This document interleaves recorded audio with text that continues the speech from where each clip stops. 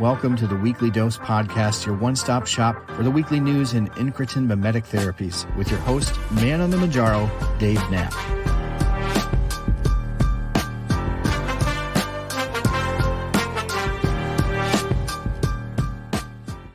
Welcome to the Weekly Dose Podcast. I'm Dave Knapp, ManOnMounjaro, your host. That's why I'm here. You are on the pen. That's why you're here. Wegovy, Saxenda, Victoza, Trulicity, Mounjaro, Zepbound. That pen, and that's what we talk about on this podcast. If you're not familiar with this podcast, we talk about all of the news that happens throughout the week in incretin mimetic therapies, in obesity medicine, and we cover it all here, and we try to do it within 15 minutes, and usually we get right around that time frame, but there's a ton of news to get into this week. And really what I've teased on the channels, because of course we have the podcast over here, but I also have a weekly show called On the Pen Live. It's a live talk show that happens on YouTube, happens every Thursday night, 9 p.m. Central. I also make content throughout the week. A lot of times the content mirrors what we talk about on this podcast. So you want to make sure that you follow my channels on TikTok, on Twitter, on Facebook, Instagram, YouTube, obviously, which is my home base. But yeah, we talk about all of those things on this channel, and the podcast is just sort of a weekly roundup where you can do some easy listening in your car on your way to work and get your weekly dose of incretin mimetic therapy news. So we had a ton of news, and like I said, what I teased this week was a lot of news on Eli Lilly's Orforglipron and Retatrutide. There's a lot more to cover too, but basically what we had this week, and I don't want to bury the lead, because anytime we're talking about Orforglipron or Retatrutide, you know those are some of the favorite topics that we talk about on this channel. So Eli Lilly presented at last week's ECO 2024 conference, which is the European Congress on Obesity in Venice, Italy, and they gave us a little bit of information. Now, I want to preface this by saying there's a lot to say about Retatrutide or Retatrutide, about Orforglipron and Tirzepatide, which were the main three that we cover for the purposes of On the Pen. But we've covered a lot of this information ad nauseum on the channel, so I don't want to sort of rehash old news. So one of the things that we'd like to try to do is just continually be talking about the new news. And so what we learned about Orforglipron this week, which Orforglipron, if you're not familiar, is a small molecule GLP-1 medication in the works, phase 3 clinical trials, right? So that's the next pill that we're going to get in the GLP-1 class of medications is likely Orforglipron. We've heard Eli Lilly basically tell us outright that they're already building the manufacturing capacity to make this small molecule drug, which if you hear the word small molecule, you can make that. What does that mean, right? But typically when we're talking about any of these GLP-1 medications or incretin mimetic therapies, we're talking about something that ends in tide, tirzepatide, glutide, liraglutide, semaglutide. Everything ends in tide because they're peptides, long chains of amino acids put together that basically mimic hormones naturally made in our body. Well, Orforglipron is a small molecule pill, which means basically that it is a non-peptide.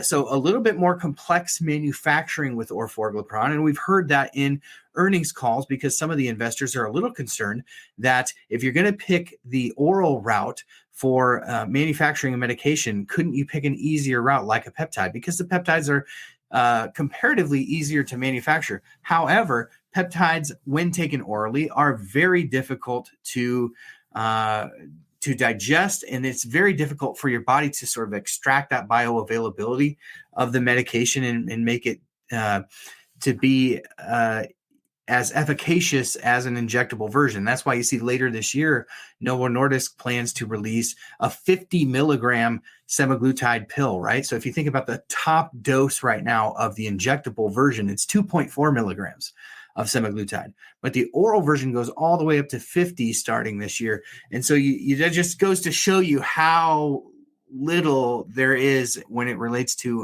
bioavailability of an oral. Small molecules tend to be better. And although they may be a little bit more difficult to manufacture, bringing another pill, GLP-1, to market will mean a lot when it comes to accessibility, which is basically all we talk about in this community right now. We talk about accessibility to these medications, whether it's the Release the Vials campaign, whether it is, talking about calling pharmacies or driving 400 miles to get your script. It's just an absolute free-for-all out there when it comes to hunting down your medication every week. So the pills really give a relief to that, as they don't require cold storage. They can manufacture them, in orders of magnitude compared to the injectables. And so let's talk about Orforglipron. What did we learn? So what does it do, right? That was a long-winded way of getting around to saying, what does Orforglipron do? Well, what we learned in the phase 2 trials is that they resulted, the Orforglipron pill resulted in 14.7 mean body weight reduction at 36 weeks without a plateau, which is really good news, because that is really close to Wegovy's numbers when you think about weight loss, and Wegovy being the weight loss or chronic obesity management version of semaglutide. The half-life of Orforglipron is about 29 to 49 hours, which supports once daily dosing. That's nice. You just have to take it one time per day. And the nice thing about Orforglipron being a small molecule is there's more bioavailability than there is in the peptide versions like you see in Rybelsus. And so, there's not as many rules with taking it. And once daily is a really easy thing for patient sort of adherence to taking the medication. It's a part GLP-1 agonist, and it's biased towards the CAMP activation over the beta-arrestin recruitment at the GLP-1 receptor. And the maximum dosage that was tested in phase 2 trials for Orforglipron was 45 milligrams. So that is a pretty high dosage when you think about activating those GLP-1 receptors. Up to 75% of participants reached a weight reduction target of greater than 10%, and almost half of them achieved a weight reduction of greater than 15%. So when you talk about an oral, this is a best-in-class sort of result. Now, when you get that 15 milligram Rybelsus to hit the market, it'll be competitive, right? But again, the more oral options that we have in GLP-1 incretin mimetic therapies, the better it's going to mean for accessibility to these medications over the long term. The trial showed also a reduction in inflammatory cardiovascular biomarkers, which you see sort of across the class of medications, which is huge news when you think about potentially expanding Orforglipron's reach into Medicare Part D plans. And you see also improved cholesterol values. So you see just such wonderful things that this class of medications can do. The phase 3 trials for Orforglipron are called the ATTAIN trials. And the first phase 3 trial is set to complete in June of 2025. So almost 1 year from now, we will get that first trial completion, phase 3 trial completion of Orforglipron. And I would imagine within about 6 months of that, so at the beginning of 2026, January, February, March, I would expect Orforglipron to hit the market, and then we can speculate about what they're going to call it. That will be fun. But that's the news about Orforglipron. Again, people tend to sleep on Orforglipron and oral semaglutide Rybelsus because they don't show maybe the numbers. But just think about it. If all of our friends that hit maintenance with the injectables could then switch to an oral, or the ex-US markets, maybe markets where the obesity disease has not presented itself as strongly as it has in the United States, you're going to have oral options to help people manage their weight. And so when you talk about scalability, that's really the name of the game with these orals. And I think that it's a very exciting proposition to think about these orals hitting the market. Retatrutide is probably the investigational molecule that we get the most excited about on this channel. I love Retatrutide, which is a GLP-1 GIP co-agonist, and then it adds a third, right? The glucagon receptors. So adding that glucagon really revs up the metabolism, really revs up the weight loss, and especially helps to reverse fatty liver, NASH. Amazing results with Retatrutide. What we learned is that patients were on the maximum of 12 milligrams as the top dose, and at 48 weeks, they had lost an average of 24.2% of their body weight. after 48 weeks. That's an average of about 57.8 pounds in the group, but 24.2% at 48 weeks.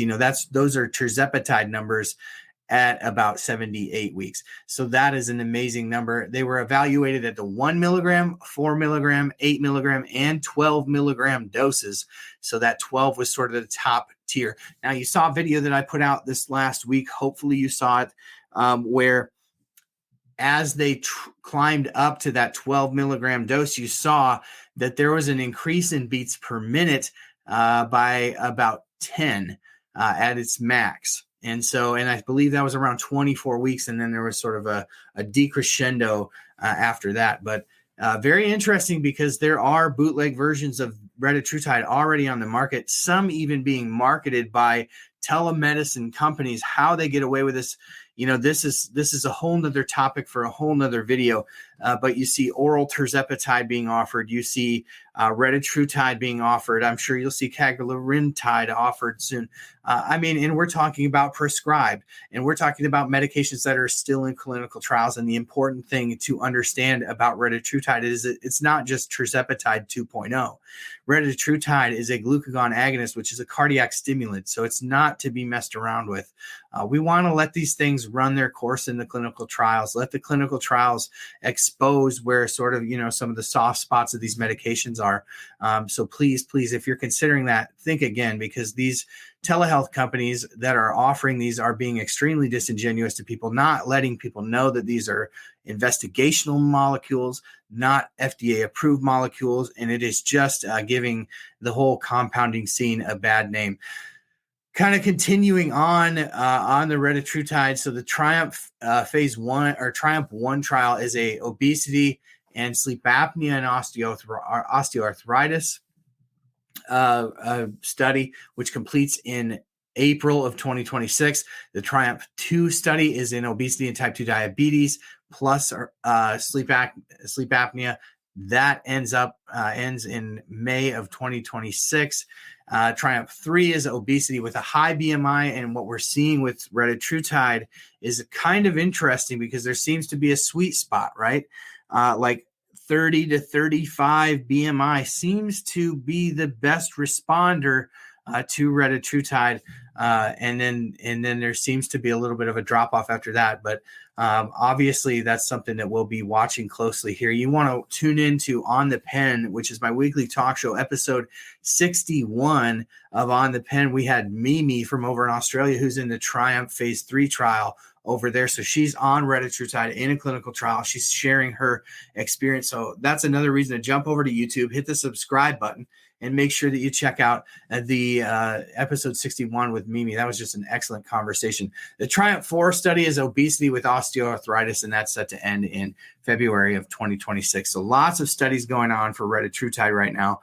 And Retatrutide is definitely the next sort of, game changer, I think, when it comes to metabolic health. Obviously you have CagriSema coming from Novo Nordisk, which is going to show really good weight loss. Seems to be superior to tirzepatide. At least it'll go head to head with tirzepatide in a way that semaglutide hasn't. So CagriSema is obviously combining CagriSema and semaglutide together in one sort of pen, and you get both medications at once. One is obviously a GLP-1 agonist, and semaglutide, which we're all very familiar with, CagriSema being an amylin agonist. So it'll be interesting to see that one hit the market. But Retatrutide seems to have the ability to just melt off liver fat and increase your metabolism, which is really, really exciting when it comes to the future of obesity medicine. So those are kind of some of the things that we learned. I'll skip over the tirzepatide information because there's so much more to get to in the world of GLP-1s this week. But that's sort of what we learned from Eli Lily from the ECHO conference. Again, hat tip to Clark Kent, our producer of the podcast, for sending a lot of this information this way. In funner news and more fun, lighthearted news, I hope you all have seen that South Park is doing a video or a show on the end of obesity, where Cartman, sort of their little obese character, that little guy, is sort of on MOUNJARO or Zepbound, and I can't wait to see the humor that comes out of that. That's a hilarious show, and I can't wait to see sort of what they do with that show. Obviously, you'll have to have a sense of humor to be able to watch it, but that's one to look out for. On the topic of shortages, right? Novo Nordisk, which is the parent company that makes Wegovy and Ozempic, they had a fire, right? So we talk about expanding capacity and the importance of building out infrastructure to be able to meet the demand for these medications, right? Of all things, in one of the factories that they're building, they had a freaking fire. So that's going to set back their construction a little bit. To what extent, we're not sure, but I'll link the Wall Street Journal article that happened early last week, and just not what you want to hear when it comes to the supply chain. That's while they're building out all this infrastructure, of course, one catches on fire, and you got to wonder like how much conversation goes on behind the scenes at Novo Nordisk. Like those Lilly folk are behind this. I don't know. You just wonder what kind of conversations take place. CagriSema, which is sort of the drug that we just talked about, that's in phase 3 clinical trials. It will be sort of like the newest one to hit the market in a couple of years here. And the interesting thing is they are starting a trial. Now, typically drug companies do not like to run these trials because of the sort of the exposure, right? But kudos to Novo Nordisk for running this trial. It's going to do a phase 2 trial for CagriSema on liver damage and alcohol use in people with alcohol-related liver disease. So we talk about non-alcoholic liver disease a lot, especially we were just talking about it when in regards to Retatrutide and what it can do. But you think about CagriSema and the potential for CagriSema to maybe even show some reversal in liver damage in alcohol-related cases. And so that will be a very fascinating one to watch, one that impacts millions of people around the world. And so kudos to Novo Nordisk for running that trial. And because, again, not all these trials are trials that Big Pharma wants to step into. But the link to that clinical trial will be linked in the show notes, and make sure that you check that out. Of course, we could not talk about Novo Nordisk without talking about some of the interesting news that we heard this past week on the SELECT trials. The SELECT trials are the trials that were run by Novo Nordisk on Wegovy that showed us earlier on in the year that it helped to reduce MACE events, so major cardiovascular events, in people with heart failure with preserved ejection fraction. Excuse me. A lot of medical terms here, and I'm just a guy on the internet here, so excuse me when I stumble over these words a bit. But heart failure with preserved ejection fraction was the study. Of course, Eli Lilly's doing the same studies right now that we'll have readouts on this year for the same thing. But that was basically a reduction by 20% of MACE events in people with heart failure. And that was a backdoor way to eventually the Medicare formularies adopting Wegovy onto their plans. So that was really interesting. Now, what we learned this past week as they released more data on the study is that, check this out. This is amazing news, that it didn't matter whether you lost weight or not. It was the molecule, they believe, that is being shown to be cardiac protective, that the molecule is reducing inflammation in the heart regardless of what your weight loss is. So you could lose 5 pounds or you could lose 50 pounds. You still saw benefits from being on Wegovy as it related to cardiovascular outcomes. So that is an astounding piece of news. It will be very interesting to see if the same data extrapolates across the class of medications where you see tirzepatide, because tirzepatide is not that strong of a GLP-1 compared to semaglutide. Semaglutide is just a blunt GLP-1 receptor agonist, where tirzepatide is a 5-to-1. It's a GIP agonist at a ratio of 5-to-1 GLP-1. So it'll be interesting to see if that information translates. But sort of buried in all this information was that the average 10% weight loss was maintained for 4 years after after being on Wegovy. And so that is some really interesting news that sort of slaps in the face of some of the things that we learned from some of the SURMOUNT trials from tirzepatide, where those showed that the cessation of the treatment led to pretty much immediate weight gain. So that is very interesting news. So we'll link a little bit more of that information in the study. Now, one other thing that I wanted to touch on this week is that we did a blog article on the website for Turn Pharmaceuticals, who had acquired a company earlier this year. Carmot was the name of the company, and they acquired in this process 3 obesity and type 2 diabetes candidates: a GLP-GIP that is an injectable weekly, a GLP-GIP that is an injectable daily, and that's, again, similar to tirzepatide. It's a GLP-GIP, GIP coagonist. But then they had their own version of a oral. And so that one's in just phase 1 clinical trials. But these are really going to be interesting to watch. And so we'll have to see. I'm sorry, I can't remember. I may have misspoke. This is Roche, not Turn. Roche that acquired Carmot.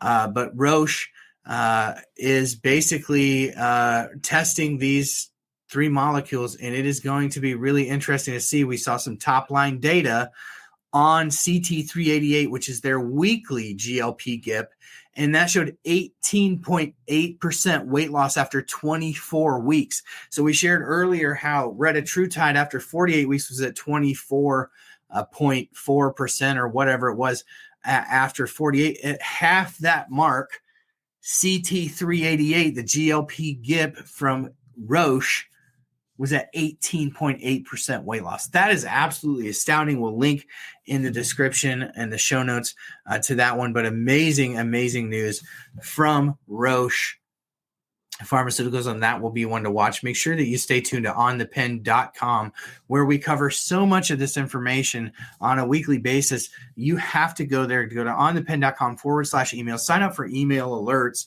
and that is going to keep you on top of all this information as we release more and more articles.